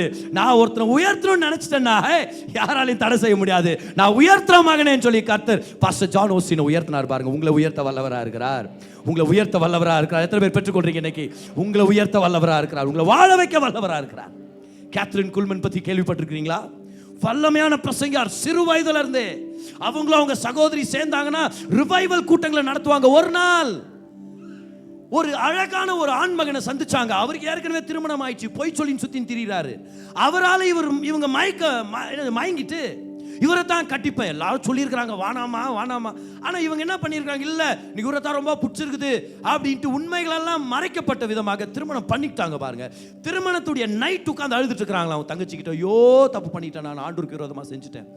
8 வருஷம் கஷ்டம் வேதனைப்பட்டு அவரை விட்டு பிரிஞ்சு கிறிஸ்தவ உலகமே அவங்களை கை கழுவிடுச்சு. உண்மையாவே கிறிஸ்தவ உலகமே சொல்லிருச்சு, இனி கர்த்தர் உன்னை பயன்படுத்த மாட்டான்னு சொல்லிட்டாங்க. கேத்ரின் குல்மனை பார்த்து இவங்க பிரசங்கத்துக்கு போனாங்கன்னா இன்னொரு பக்கத்துல இருந்து மெமோ வருமா, அவளை ஏத்தாதீங்க ஸ்டேஜ்ல, அவங்க சரியில்லை அப்படின்னு. ஒரு நாள் இந்த தவறான உறவை விட்டு வெளியேறி பென்சில்வேனியான்ற ஒரு இடத்துல போய் கோல் மைன் பண்ற இடம், கரி நெருப்பு எடுக்கிற ஒரு தாழ்வான ஒரு இடம், ஏழைகள் வாழ்ற ஒரு இடம் பாருங்க. அந்த இடத்துல போய் அங்க ஜெபித்து கர்த்தருடைய இரக்கங்களை பத்தி தெரிந்து கொண்டு, கர்த்தருடைய கிருபைகளை பத்தி தெரிந்து கொண்டு, இயேசு கிறிஸ்துவின் தொடுதல் அனுபவிச்சு என்கவுண்டர்ஸை பெற்றுக்கொண்டு அங்கிருந்து ஊழியத்தை ஆரம்பிச்சாங்க. அவங்களுடைய கூட்டம் நடக்குதுன்னு கேள்விப்பட்டா 8 மணிக்கு நடக்கிற கூட்டத்துக்கு நைட் 12 மணிக்கு வந்து வெளியே நின்றுப்பாங்களாம் பாருங்க. அவ்வளோ கூட்டம் இருக்குமா. கேட்ட திறந்து எல்லாம் டக்கு டக்கு டக்கு டக்குன்னு உள்ள வந்து அப்படியே ரொம்பி கிடக்குமா பாருங்க. அவங்க ஸ்டேஜ் மேலே வந்தாங்கன்னா அநேகர் கர்த்தருடைய பிரசனத்தால தொடப்பட்டு கீழே விழுவாங்களாம். கிச்சன் வழியாக அப்படி நடந்து போனாங்களா, கிச்சனில் இருக்கிறவங்கள விழுவாங்களா கீழே. கர்த்தருடைய பிரசனம் அவ்வளோ ஸ்ட்ராங்காக இருக்குமா பாருங்க, அவ்வளோ ஸ்ட்ராங்காக இருக்குமா. அப்போல்லாம் ஒருத்தருக்கு கை வச்சு ஜெபம் பண்ணால் சுகமாகறதான் கிறிஸ்தவம் பார்த்துச்சு. ஆனால் கேத்ரின் குல்மனுடைய கூட்டங்களில் தான் அவங்க வந்து ஸ்டேஜில் நின்று வர்ஷிப் பண்ணும்போதே அநேகர் சுகமாயிருவாங்க பாருங்க. இப்போ நம்ம பாஸ்டர் பெனிஹினை பார்க்குறோம், ஆனால் கேத்ரின் குல்மனுடைய மீட்டிங்ஸ் நீங்கள் பார்த்தீங்கன்னா எங்கேருந்து ஆரம்பிச்சிச்சுன்னு உங்களுக்கு தெரியும் பாருங்க. என்ன மாதிரி அசைவு, என்ன மாதிரி அசைவு. இல்லை என்ன சொன்னாங்க ஜனங்க, என்ன சொல்லி உலகம், அவ்வளோதான் இப்போ ஊழியம் அவ்வளோதான், கர்த்தர் பயன்படுத்த முடியாது. கர்த்தர் சொன்னார், நீ ஏன் அதை பற்றியெல்லாம் கவலைப்படுற, உன் சிருஷ்டிகரே, உன் நாயகர் உன் வாலிபத்தின் வெக்கத்தை மறந்து, உன்னுடைய விதவை இருப்பம் மறந்து உனக்கு நான் நன்மை செய்ய வல்லவராக இருக்கிறேன். உன் அவமானத்தை நான் ஆசீர்வாதமாக நான் மாற்றிருக்கிறேன், உன் தீமையை நான் நன்மையாக மாற்றிருக்கிறேன். Nobody can write you off when God has written a blessing on your life. கர்த்தருக்கு மேலே ஆசீர்வாதத்தை எழுதியிருக்கும் போது யாராலையும் அதை ரத்து செய்ய முடியாது. இங்கே இருக்கிற ஒவ்வொரு தேவ பிள்ளையை பார்த்து பேசிட்டு இருக்கிற நீங்கள் ஆசீர்வதிக்கப்பட்டவங்க. உங்கள் வாழ்க்கையில் மேன்மைகளை கர்த்தர் வைத்திருக்கிறார். உங்களை உயர்த்துவார், அநேகருக்கு சாட்சியாக மாற்றுவார், அநேகருக்கு ஒரு வல்லமையான வெளிச்சமாக கர்த்தர் மாற்றுவார். உங்களை பார்த்து சொல்லிட்டு இருக்கிறேன், அப்போஸ்தலர் பவுலை போல எழும்புங்கன்னு சொல்றேன். அப்போஸ்தலர் பவுலை போல ஒரு வெளிப்பாடை பெற்றுக்கொள்ளுங்க. சொல்லுங்க, 1000 பிரச்சனைகள் நடந்திருக்குது, பல பிரச்சனை என்னாலே நடந்திருக்குது, ஆனா நான் மனம் திரும்புறேன், ஆண்டவருடைய சமூகத்துக்கு அர்ப்பணிக்கிறேன், என் வாழ்க்கையை அவருக்கு நான் விட்டு கொடுத்து சொல்றேன், give me a new beginning Lord, give me a new start, oh I belong to you Lord. நான் என்ன அர்ப்பணிக்கிறேன் உமக்கு. மனுஷன் சொன்னது அப்படியே போட்டும், நீங்க என்ன பத்தி என்ன சொல்றீங்க ஆண்டவரே, அதுக்கு நான் செவி சாய்க்கிறேன். என்ன பார்த்து பேசுங்கப்பா, என்ன வழி நடத்துங்க ஆண்டவரே, என்ன அபிஷேகிங்க, என்ன திருப்பி கட்டுங்க, ஓ என்ன சுகமாக்குங்க, என்ன பலப்படுத்துங்க. here I am Lord. இதோ நான் வந்துட்டேன்.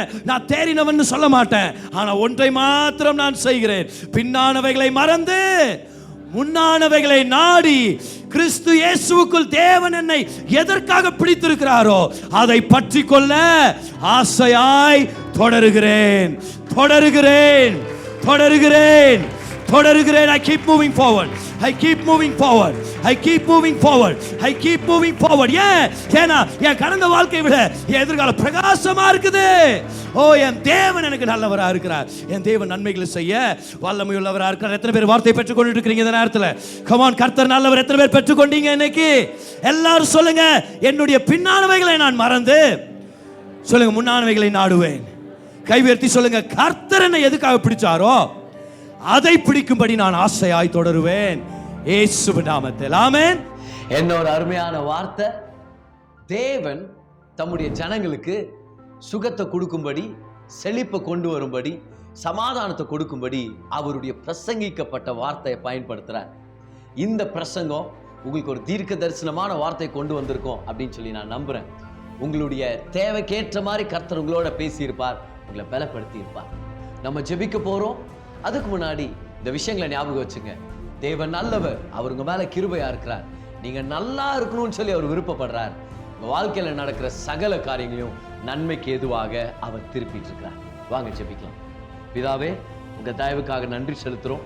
இந்த செய்தியை கேட்ட உங்க பிள்ளையை நீங்க தொடுங்க, ஆசீர்வதிங்க, நன்மையால நிரப்புங்க, பலத்தால நிரப்புங்க. அவங்களுக்கு என்ன தேவை இருக்குதுன்னு உங்களுக்கு தெரியும் ஆண்டவரே.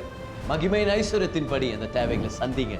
உங்க குடும்பங்களை ஆசீர்வதிங்க, வழி நடத்துங்க, தொழில் ஆசீர்வதிங்க. ஒரு நன்மையிலும் குறைபடாதபடிக்கு நிறைவான ஆசீர்வாதங்களால் நிரப்புங்க. இன்னும் பல நன்மையான காரியங்களை செய்வீங்கன்னு எதிர்பார்க்கிறோம். பலப்படுத்துங்க. இயேசுவின் நாமத்தில் ஜெபிக்கிறோம் பிதாவே. ஆமென், ஆமென்.